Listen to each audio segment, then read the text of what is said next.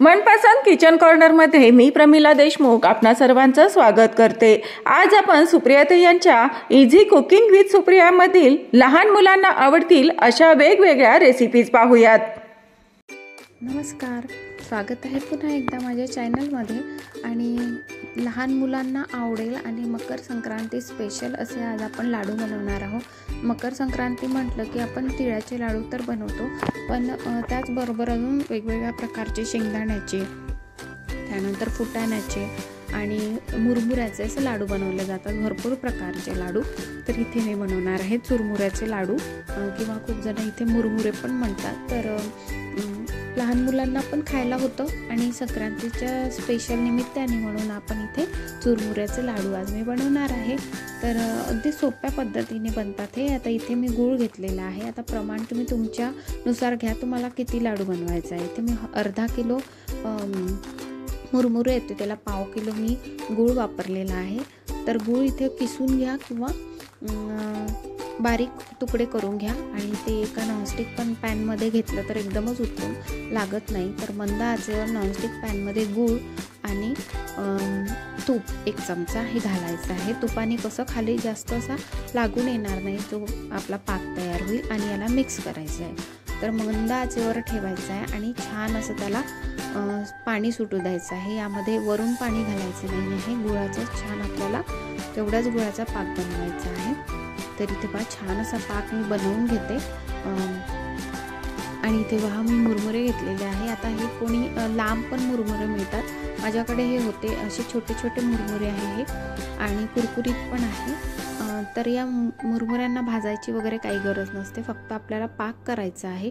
या पाकामध्ये पण पाणी टाकायचं नाही आहे। जेवढा गूळ वितळणार तेवढाच तो पाक बनणार आहे आणि तोच तसाच पाक हवा आहे। तर इथे पाक एकदम रेडी आहे, गूळ वितळलेला आहे।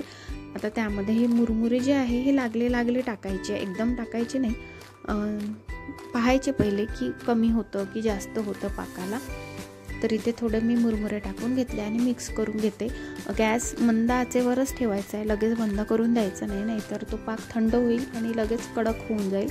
एक तर हिवाळ्याच्या दिवसांमध्ये लवकरच थंड होऊन जातो तो पाक आणि कडक होऊन जाईल, त्यामुळे मंद आचेवर चालूच ठेवायचं। आणि या प्रकारे मुरमुरे हे पाकामध्ये छान मिक्स करून घ्यायचे आहे। तर असं लहान मुलांना तुम्ही टिफिनमध्ये पण हे देऊ शकतात, हा पण एक चांगला ऑप्शन आहे।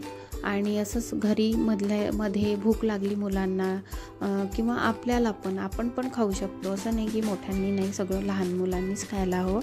तर लहान मुलं काय आणि मोठे काय, भूक लागली, छोटी मोठी भूक असली की खाऊ शकतो आपण, किंवा बाहेर पण नेऊ शकतो टिफिनमध्ये, किंवा मुलांना पण देऊ शकतो।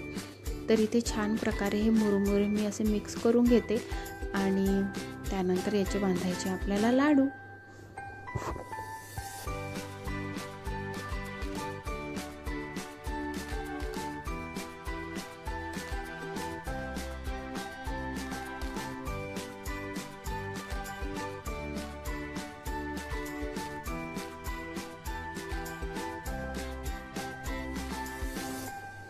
तर इथे मिक्स करून झालेले आहे मुरमुरे पाकामध्ये।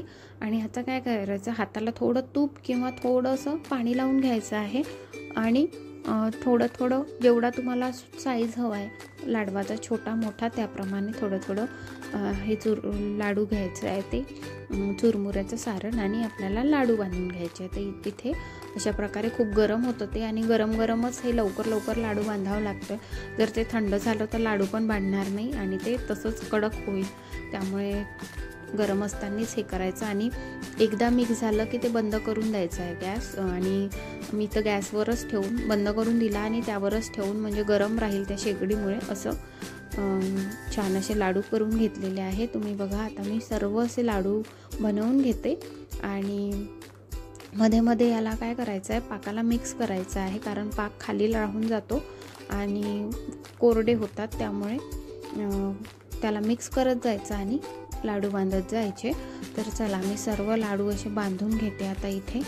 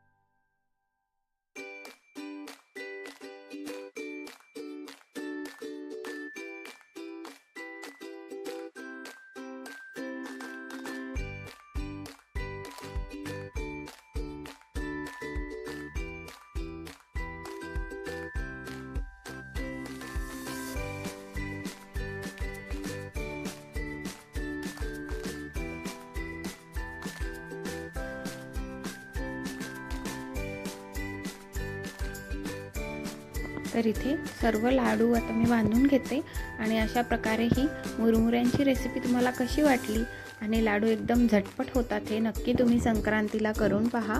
तर चला मग भेटूया नेक्स्ट व्हिडिओमध्ये छान छान अशा रेसिपीजसोबत। तोपर्यंत पाहत राहा इझी कुकिंग विथ सुप्रिया।